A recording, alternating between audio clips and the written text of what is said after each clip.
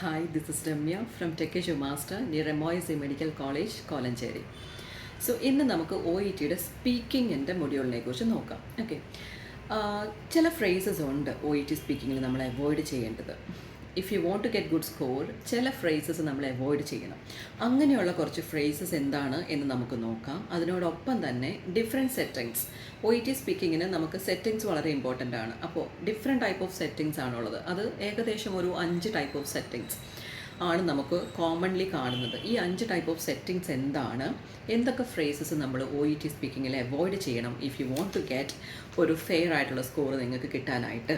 Okay, so ആദ്യം നമുക്ക് എന്തൊക്കെ ടൈപ്പ് ഓഫ് ഫ്രേസസ് ആണ് അവോയ്ഡ് ചെയ്യേണ്ടതെന്ന് നോക്കാം.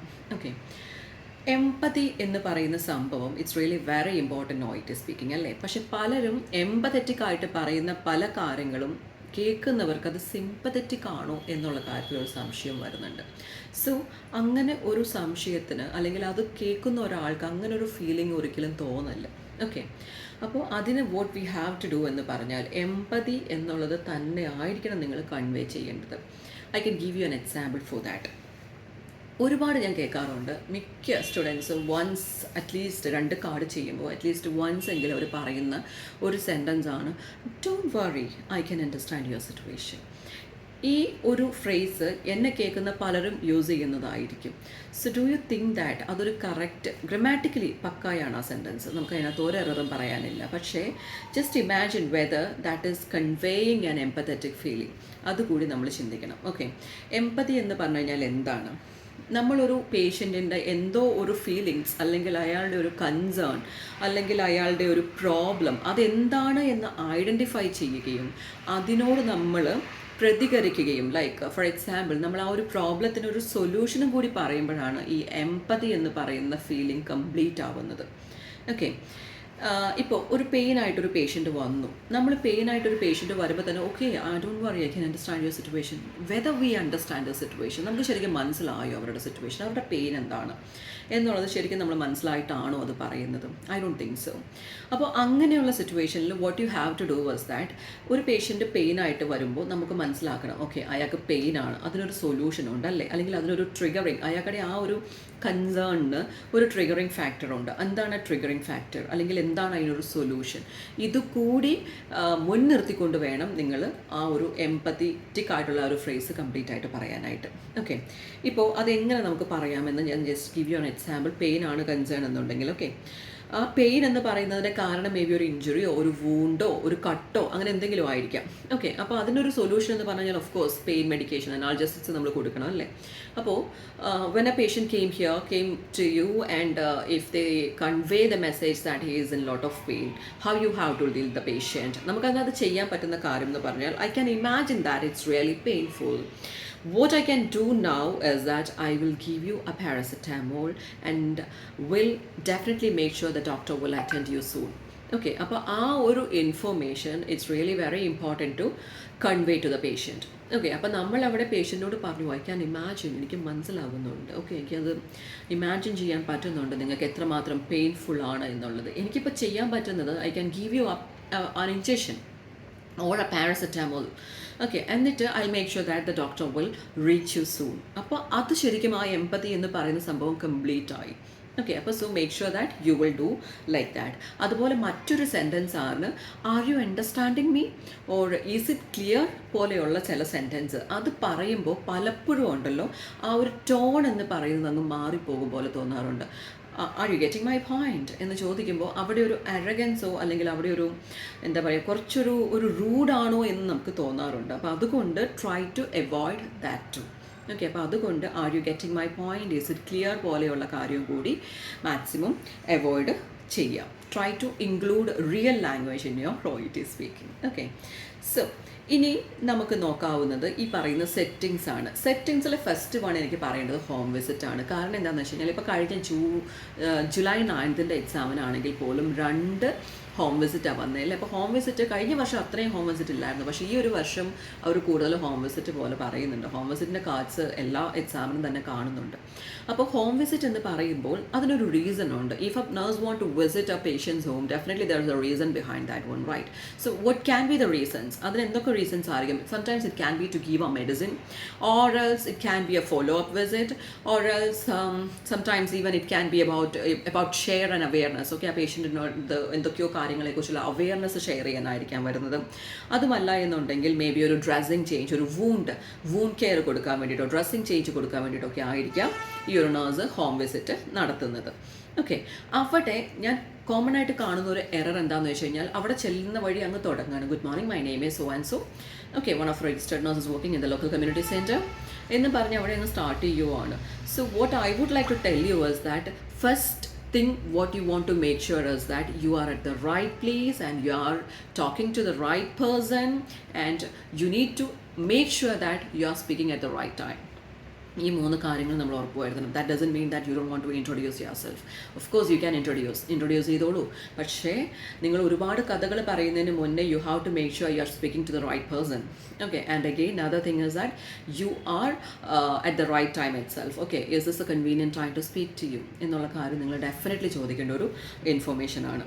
ഓക്കെ, അതല്ലെങ്കിൽ I'm here to meet mister Y, good morning, I'm here to meet mister Y, ഞാൻ ഇന്നയാളാണ് എന്ന് പറഞ്ഞ് നമുക്ക് സ്റ്റാർട്ട് ചെയ്യാം. എന്നിട്ട് റൈറ്റ് ടൈം ആണോ അവരോട് സ്പീക്ക് ചെയ്യാൻ, ഇങ്ങനെയുള്ള informations is really very important. Okay, ഇനി രണ്ടാമത്തെ സെറ്റിങ്സ് എന്ന് പറയുന്നത് ഹോസ്പിറ്റൽ വാർഡാണ്. ഹോസ്പിറ്റൽ വാർഡ്, ഈ ഹോസ്പിറ്റൽ വാർഡ് എന്ന് പറയുമ്പോൾ അത് എപ്പോഴും നോൺ കേസ് ആവണമെന്ന് നിർബന്ധമൊന്നുമില്ല. There are certain situations in which it can be even unknown case also. Okay, known case, hospital ward known case എന്ന് നിങ്ങളങ്ങ് ഉറപ്പിക്കുകയൊന്നും വേണ്ട. Just see what is the background information given.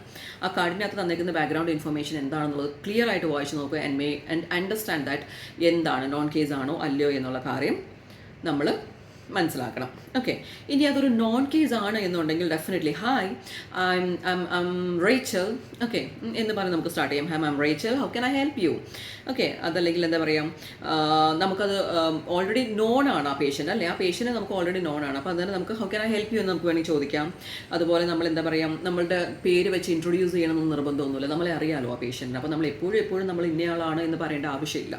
Okay, അതുപോലെ തന്നെ do you have your breakfast, do you had your breakfast, ഇതുപോലെയുള്ള information നമുക്ക് വേണമെങ്കിൽ ചോദിക്കാവുന്നതേ ഉള്ളൂ.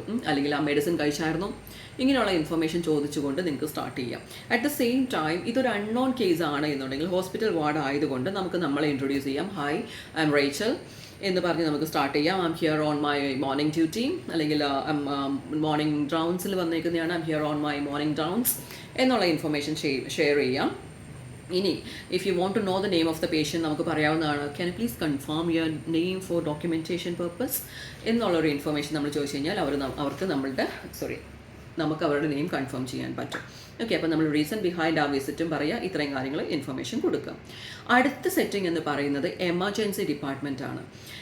എമർജൻസി ഡിപ്പാർട്ട്മെൻറ്റും വളരെ ഇമ്പോർട്ടൻ്റ് ആണ്, നമ്മൾ ശ്രദ്ധിക്കേണ്ട കേസാണ്. കാരണം എമർജൻസി ഡിപ്പാർട്ട്മെൻറ്റിൽ വരുന്ന ഒരു അർജൻറ്റ് കേസ് ആയിരിക്കും. അപ്പോൾ നമ്മൾ അവിടെയും ഒരുപാട് കഥകൾ പറഞ്ഞ് നമ്മൾ തത്തിക്കളിക്കാൻ നിൽക്കരുത്. Patient will be in lot of pain, അല്ലെങ്കിൽ ഭയങ്കര കൺസേൺ, അങ്ങനെ എന്തെങ്കിലുമൊക്കെയുള്ള അവസ്ഥയിലായിരിക്കും അവരോട് വരുന്നത്. അവരുടെ അടുത്ത് നമ്മൾ ഒരുപാട് ഇൻഫർമേഷൻസ് ഇങ്ങനെ വലിച്ചു നീട്ടി കഥ പറയും പോലെ പറയരുത്. How can I help you എന്നുള്ളത് നമ്മൾ ചോദിക്കുക. Hi I M Richa, how can I help you എന്നുള്ള ഇൻഫർമേഷൻ നമ്മൾ കൊടുക്കുക.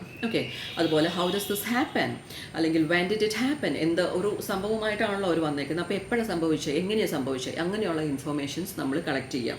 ഓക്കെ, പിന്നെ ഒരുപാട് too much questions maximum emergency department ആണെങ്കിലും ICU ആണെങ്കിലും അവോയ്ഡ് ചെയ്യുന്നതാണ് നല്ലത്. ഓക്കെ, കാരണം ആ പേഷ്യൻറ്റിന് ഇമ്മീഡിയറ്റ് അറ്റൻഷനാണ് വേണ്ടത്.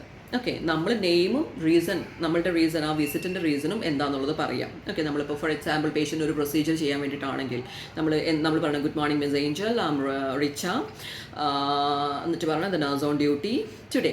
ഓക്കെ, എന്നിട്ട് നമ്മൾ പറയണം I know you are here for the colostomy, so do you have any concern regarding the procedure, as I'm here to clarify any questions you might have എന്നുള്ള information നമുക്ക് ആ ഒരു രീതിയിൽ അങ്ങ് പറയുക. കാരണം ആ ഒരു പേഷ്യൻറ്റ് വന്നേക്കുന്നത് നമുക്ക് ആ സെറ്റിങ്സിൻ്റെ താഴെയുള്ള ബാക്ക്ഗ്രൗണ്ട് ഇൻഫർമേഷനിൽ നിന്ന് നമുക്ക് മനസ്സിലായി പേഷ്യൻറ്റ് എന്തിനാണ് ഈ എമർജൻസി ഡിപ്പാർട്ട്മെൻറ്റിൽ അല്ലെങ്കിൽ ICUവിൽ കിടക്കുന്നതെന്നുള്ളത്. അപ്പോൾ നമ്മൾ എമർജൻസി ആയിട്ട് പെട്ടെന്ന് നമ്മൾ അവരോട് പറയുക, ഞാൻ ഇന്നയാളാണ്, ഞാനിവിടെ വന്നേക്കുന്നത് നിങ്ങൾക്ക് ഈ ഒരു കാര്യത്തിനെക്കുറിച്ച് എക്സ്പ്ലെയിൻ ചെയ്യാൻ വേണ്ടിയിട്ടാണ്, നിങ്ങൾക്ക് എന്തെങ്കിലും ഡൗട്ട്സ് ഉണ്ടോ ഈ ഒരു പ്രൊസീജിയറിനെ കുറിച്ച് എന്നുള്ള ഇൻഫർമേഷൻ ഡയറക്റ്റ്ലി ചോദിക്കുക. അതല്ലാണ്ട് അവിടെ ഒരുപാട് ക്വസ്റ്റ്യൻസ് ചോദിച്ച് അവരെ വലയ്ക്കരുത്. ഓക്കെ, പിന്നെ അടുത്തത് കമ്മ്യൂണിറ്റി സെൻറ്റർ.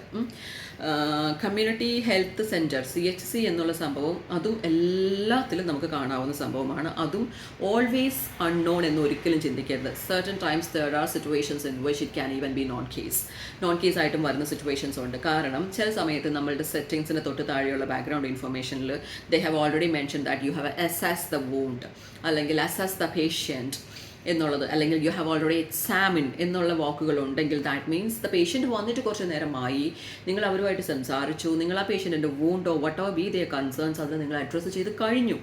അങ്ങനെയുള്ള സിറ്റുവേഷനിൽ ഒരിക്കലും നിങ്ങൾ ലൈക്ക് ഒരു ആദ്യമായിട്ട് കാണുന്ന പേഷ്യൻറ്റിനെ കൂട്ട് നമ്മൾ അവരുടെ അടുത്ത് സംസാരിക്കരുത്. അത് വളരെ ഇമ്പോർട്ടൻ്റ് ആയിട്ടുള്ള ഒരു കാര്യമാണ്. നിങ്ങളത് ലൈക്ക് എന്താ പറയുക, ഉറപ്പായിട്ട് നിങ്ങളത് ശ്രദ്ധിക്കേണ്ട ഒരു കേസാണ്. പിന്നെ നെയിം ചോദിക്കുക എന്ന് പറയുന്നത് മാൻഡേറ്ററി ആണോ എന്ന് ചോദിച്ചു കഴിഞ്ഞാൽ അത് പലരും എന്നോട് ചോദിക്കുന്ന ഒരു കാര്യമാണ്. ഈ 3 minutes പ്രിപ്പറേഷൻ ടൈമിൽ നോൺ കേസ് ആണെങ്കിൽ ഞങ്ങൾ പേര് ചോദിച്ചില്ലെങ്കിൽ ഞങ്ങളുടെ സ്കോർ പോവുമോ? ഐ ഡോണ്ട് തിങ്ക് സോ എന്നല്ല, ഇല്ല, നിങ്ങളുടെ സ്കോർ പോകത്തില്ല. കാരണം നിങ്ങൾക്ക് എയ്തർ ഞാൻ ആദ്യം പറഞ്ഞ കൂട്ട് ഡോക്യുമെൻറ്റേഷൻ പർപ്പസിന് കൺഫേം ചെയ്യാമോ എന്ന് നമുക്ക് ചോദിക്കാം. അതല്ല എന്നുണ്ടെങ്കിൽ they have given you a name right, അതല്ലെങ്കിൽ നിങ്ങളൊരു പേര് വെച്ചാൽ ഞങ്ങൾ സ്റ്റാർട്ട് ചെയ്തോളൂ. But make sure that you will call that name till the end of the role play. അതല്ലാണ്ട് ഇടയ്ക്ക് ഇപ്പോൾ റേച്ചൽ എന്ന് വിളിച്ചിട്ട് പിന്നെ അത് കഴിയുമ്പോൾ നിങ്ങൾ എന്താ പറയുക തോമസ് എന്നൊന്നും വിളിക്കല്ല. ഓക്കെ, അത് മാറിപ്പോവാണ്ടിരിക്കാൻ ശ്രദ്ധിക്കുക. ഓക്കെ, സോ ഇത്രയും കാര്യങ്ങളാണ് ശ്രദ്ധിക്കേണ്ടത്. പിന്നെ നമുക്ക് വരുന്ന ഒരു സെറ്റിംഗ് എന്ന് പറഞ്ഞാൽ സ്കൂൾ ഹെൽത്ത് നഴ്സിൻ്റെ സംഭവങ്ങൾ, അല്ലെങ്കിൽ സ്കൂൾ ക്ലിനിക്ക് പോലെയുള്ളത് വരാം. അതുപോലെ റിക്കവറി റൂം ഇതുപോലെയുള്ളതാണ് പിന്നെ നമുക്ക് എക്സ്ട്രാ ആയിട്ട് വരുന്ന ഒരു സെറ്റിങ്സ് എന്ന് പറയുന്നത്. അത് അത്രയും അങ്ങ് പോപ്പുലർ ആണെന്ന് ഞാൻ പറയുന്നില്ല. ഏറ്റവും മെയിനായിട്ട് നമുക്ക് വരുന്നത് എമർജൻസി ഡിപ്പാർട്ട്മെൻറ്റ്, ഹോസ്പിറ്റൽ വാർഡ്, അതുപോലെ തന്നെ ഹോം വിസിറ്റ് ആവാം, കമ്മ്യൂണിറ്റി ഹെൽത്ത് സെൻറ്റർ ആവാം. ഇത്രയുമാണ് മെയിൻ ആയിട്ടുള്ള സെറ്റിങ്സ്. ഇത് വെച്ച് നിങ്ങൾ പഠിച്ചിട്ടുണ്ടെങ്കിൽ ഓഫ് കോഴ്സ് ആ ഒരു സെറ്റിങ്സ് വെച്ചുകൊണ്ട് തന്നെ എങ്ങനെ പേഷ്യൻറ്റിനെ അനലൈസ് ചെയ്യണം, എങ്ങനെ പേഷ്യൻറ്റിനോട് റെസ്പോണ്ട് ചെയ്യണം എന്നുള്ള കാര്യം ക്ലിയർ ആക്കി കഴിഞ്ഞ് കഴിഞ്ഞാൽ എന്താ പറയുക, നിങ്ങൾക്ക് സ്കോർ എന്തായാലും താഴെ പോകത്തുന്നുള്ളൂ. ഒരു 350, 360 അത്യാവശ്യം ലാംഗ്വേജ് ഉണ്ടെങ്കിൽ of course you can get that score. Okay, so video helpful ആണെന്നുണ്ടെങ്കിൽ share it with your friends. So last but not the least, myself Ramya, ഇവിടെ ഒരു കോളേജിൽ ഓൺലൈൻ ഓഫ്ലൈൻ ഇൻസ്റ്റിറ്റ്യൂട്ട് നടത്തുന്നതാണ്. ലൈക്ക് എന്താ പറയുക, നിങ്ങൾക്ക് ഇൻഡിവിജ്വൽ അറ്റൻഷൻസ് ആൻഡ് പേഴ്സണേജ് ഞങ്ങൾ ഉറപ്പ് തരുന്നു. അത്യാവശ്യം തിരക്കേടില്ലാത്ത റിസൾട്ട്സും ഉണ്ട്. സോ അപ്പോൾ ഇഫ് യു ആർ ഇൻട്രസ്റ്റഡ്, വലിയ ഇൻസ്റ്റിറ്റ്യൂട്ടൊന്നും അല്ല, വലിയ ലൈക്ക് അതുപോലെ ഗ്രേറ്റ് ഗ്രാൻഡ് ഫാദേഴ്സ് ഒന്നും നമുക്കില്ല. Yeah, so if you are interested you can join this institute. Thank U.